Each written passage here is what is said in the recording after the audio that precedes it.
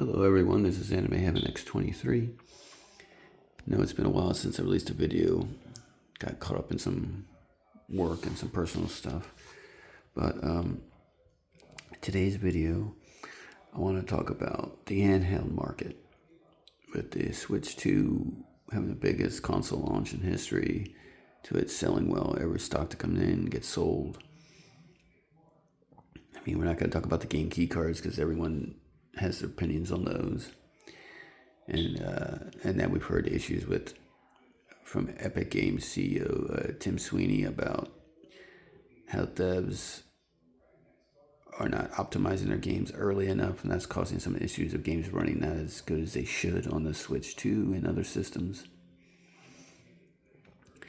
But you have the Xbox ROG Ally, regular, and the X version, and its own version of like verified, which is, I believe it's handheld optimized, and then not optimized.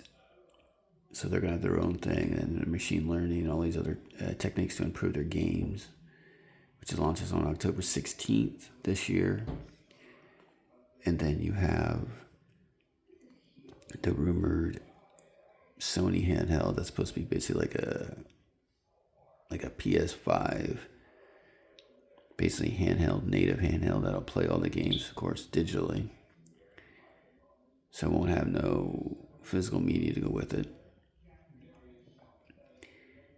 Hopefully they go with the way of micro SD cards, or micro express cards or something, and not their own proprietary format like they did with the Vita. That was one of the many reasons that the Vita failed. That, and not their own first-party studios like Naughty Dog and that making games for it. They had other companies making games for it, which didn't help it.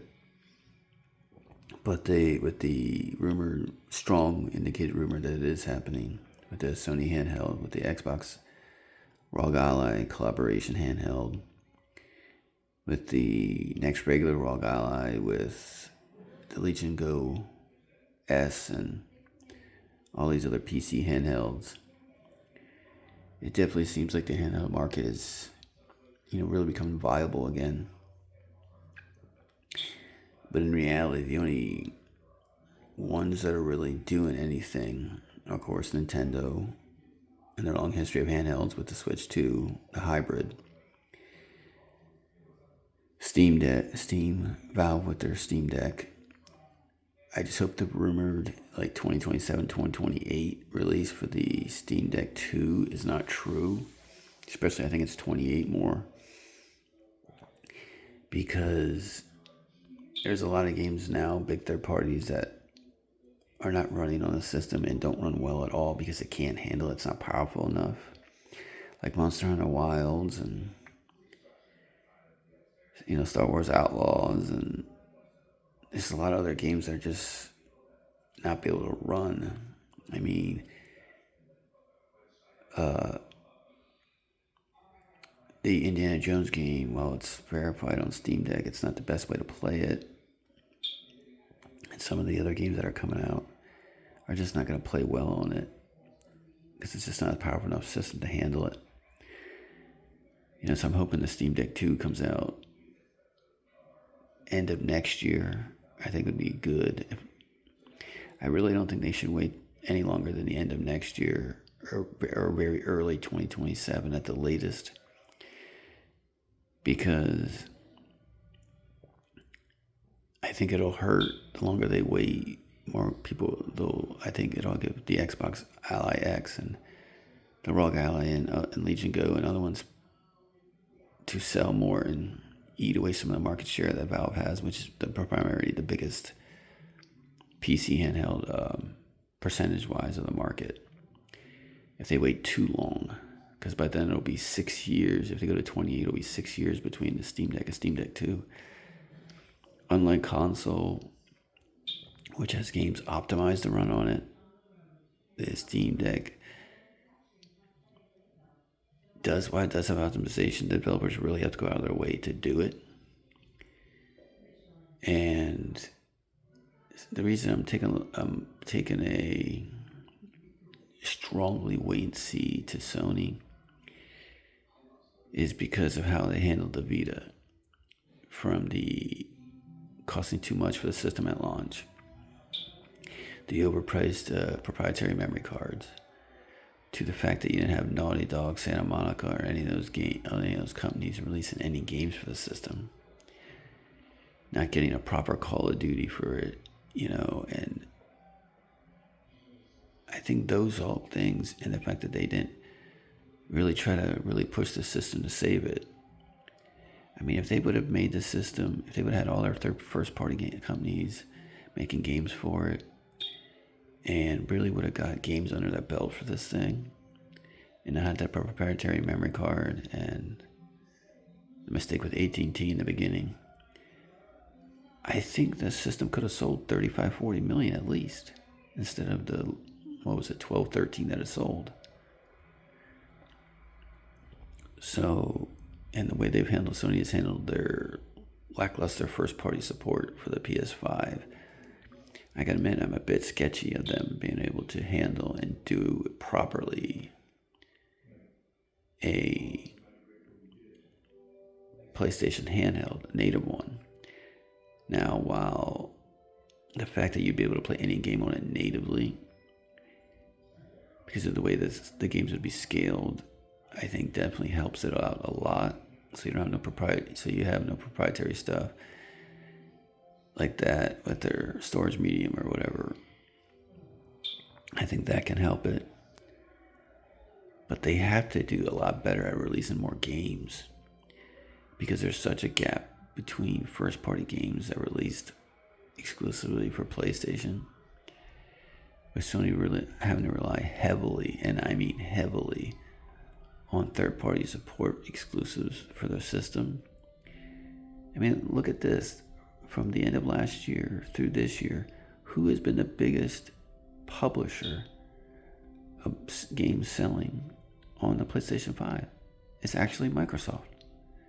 With all these Xbox sales from Indiana Jones and everything, with Rumored Starfield coming out next year and all these other games coming. The biggest developer on the PS5 is going to be Microsoft. Sony won't, you got Infamous, you got Ratchet and Clank, you got Sly Cooper, you have Dark Cloud, you have now Uncharted.